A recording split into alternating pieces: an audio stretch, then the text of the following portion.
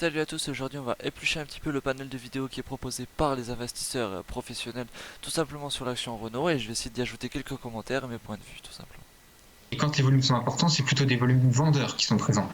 Et donc là, on se rapproche du support sur les 34-33 euros.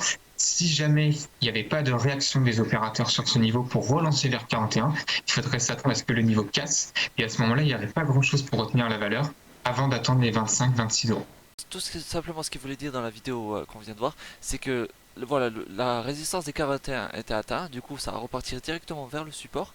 Et on était vers ici, quand il parlait de la vidéo, il disait cette ligne de support, si vraiment on rebondit pas dessus, il y a de fortes chances pour que si ça casse, eh ben, on atteigne les 26-25, donc ça descende énormément. Apparemment c'est rebondi dessus, mais c'est revenu encore se confronter à cette ligne de support. Actuellement, on sait pas du coup si ça va continuer à s'enfoncer, ça va la casser, ou si simplement à force de rebondir dessus, ça va repartir et tendre vers les 41. Grâce à la publication d'un chiffre d'affaires qui est ressorti à 10 milliards d'euros en baisse de 1,1%, mais à taux de change comparable, il aurait été en hausse de 4,4%. Renault est dans une situation quand même financière qui est très compliquée. Il y a eu toute la problématique autour de son ancien PDG. Bon, est-ce qu'il faut croire les investisseurs ou est-ce qu'il faut croire le plan de relance du PDG? Quand même une entreprise qui, sur le plan de la voiture électrique, est plutôt très en avance. La zone des 34-35 euros qui correspond à des supports, à des anciennes résistances.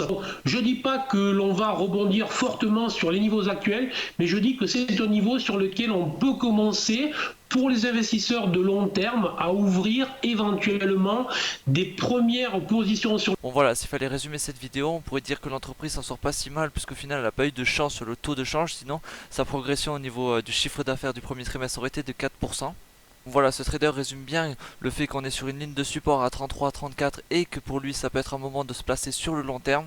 Il annonce la couleur en disant que Renault est vraiment en avance sur l'électrique et comme le futur de demain c'est l'électrique. On parle du plan d'annonce Renaulution du nouveau PDG qui pourrait faire la différence. Ça fait 10 ans que Renault travaille sur l'électrique, ils font partie des leaders.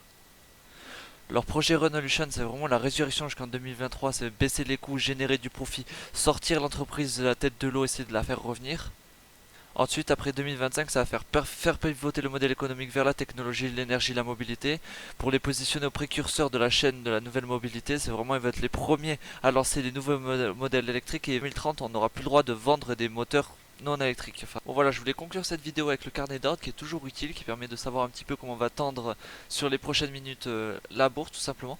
Là ça annonce un petit peu la couleur du début de journée de lundi. Bien sûr là il n'y a que 5000 quantités qui vont être échangées alors qu'on est sur des volumes de 1 million, 1,6 million par jour, même si ces derniers mois c'est des volumes plutôt petits par rapport à d'habitude. Bon voilà, sur ce, si tu as n'importe quelle question, n'hésite pas dans les commentaires, j'y reprendrai, on peut en apprendre ensemble. Allez, sur ce, passe un bon week-end, ciao ciao.